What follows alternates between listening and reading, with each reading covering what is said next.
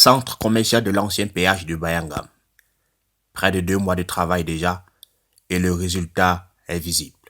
Chacun s'attelle à sa tâche. Ici, la jeune féminine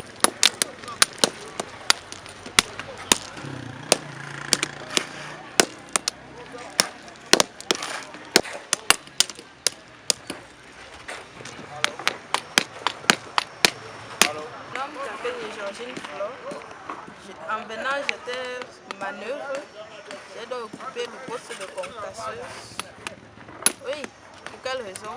Parce que justement, il n'y a aucun métier dédié uniquement pour les hommes. Donc même les femmes sont capables de faire tout ce qu'elles veulent et tout ce dont la volonté.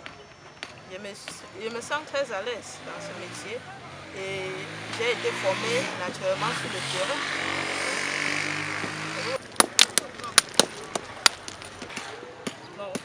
Je suis étudiante à l'université de Tchang. Je fais première année et je pars en deuxième année et je fais psychologie.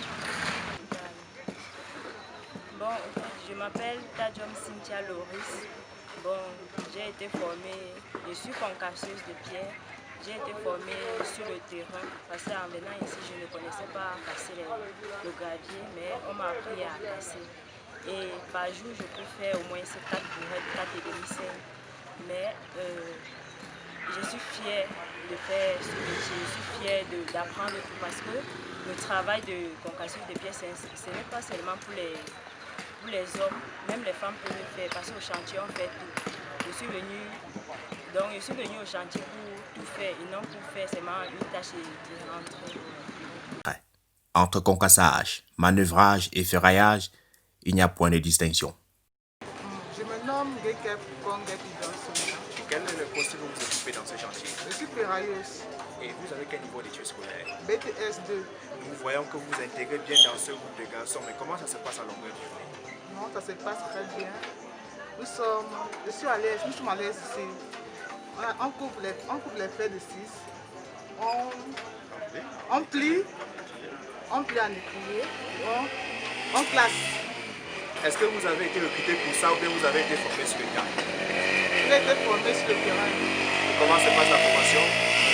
Très bien, le chef d'équipe qui est devant moi est très relax avec nous, il nous apprend. De fur et à mesure, non, mais quand c'est rate, il me montre comment il faut faire. Et jusqu'à présent, l'intégration est bien faite. Qu'est-ce que vous donnez encore comme conseil à d'autres filles qui croyaient que cela n'est fait que pour les hommes? Non. Pour d'autres filles, j'ai dit de venir essayer car c'est vraiment bien à Imo. Nous sommes en famille, Ne vous leurrez pas, toutes sont des universitaires, comme quoi ce type de travail n'est plus dédié aux hommes uniquement et surtout des illettrés. Elles sont formées sur le terrain et le résultat est hallucinant. L'ambiance est conviviale pour l'avancement serein des travaux. La construction de 20 boutiques et d'un hangar de 29 étals, selon les approches IMO, est rendue aujourd'hui à près de 65% du taux d'exécution, avec un taux de formation de près de 37%, comme l'explique le chef chantier. Vous êtes chef chantier apparemment dans ce chantier. Oui. Et comment ça se passe en longueur de journée? Bon, c'est comme dans tous les autres chantiers, malgré que c'est ma première fois de travailler dans un chantier avec beaucoup de femmes. Et ils sont venus ici travailler. Beaucoup sont là pour être aussi formés. Et j'ai formé beaucoup et malgré qu'il y avait beaucoup de femmes, ça va pour le moment, ça va quand même. Et comment vous parvenez à les manager en longueur de journée? Est-ce qu'il n'y a pas un peu quelques quiproquos? Oh, il y en a toujours dans les chantiers, on a toujours. Mais pour l'autre chantier, ici, c'est plus grave parce qu'il y a des femmes. Il y a des femmes qui ne connaissent absolument rien, Et des hommes aussi, on m'a envoyé aussi des élèves.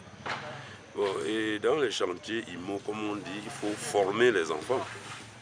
Bon, j'ai eu d'abord 57 personnes. Parmi les 57 personnes, il n'y avait que 15 chez les maçons et 3 coffreurs, disons 15, 3 coffreurs, 10 maçons et 2 ferrailleurs. Est-ce que vous pouvez nous présenter les 3 sites de chantier et le niveau d'avancement? Oui, nous sommes maintenant dans le hangar qui est presque à la fin. Vous voyez qu'on n'a pas encore fini ici parce que la sonnelle n'avait pas encore enlevé les poteaux. Mais dans le hangar, il ne manque que 4 poteaux. Et on va entrer dans la phase de chaînage. Et dans les autres boutiques, il y a deux blocs de boutiques de Didi Boutique. 2 blocs de Didi Boutique. Bon, premier bloc, c'est déjà presque à la fin, on a fini avec le chaînage. On est en train de mettre les jours. Deuxième bloc, on finit aussi avec le chaînage demain. On met les jours à partir de vendredi. Ok. Donc disons le chantier avance correctement.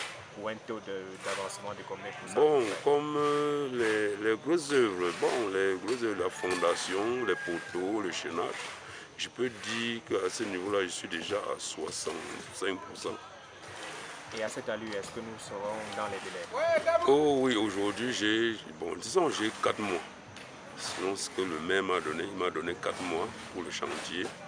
Et je suis déjà à 1 mois, 2 semaines. Je suis à moins de 2 mois. Et j'ai déjà fini avec toutes les fondations, tous les poteaux. Bon, je crois que je peux arrêter. Merci, M. Jean-Pierre. Ok. Occasion pour le maire et le chef supérieur de s'enquérir du niveau d'avancement du chantier, lequel à niveau est pour l'instant satisfaisant malgré l'abondance des pluies. Toutefois, il faudra booster davantage les équipes pour rester dans les délais. À cette allure, il est clair que les mois à venir verront la finition de ce joyau architectural au grand bonheur de la population.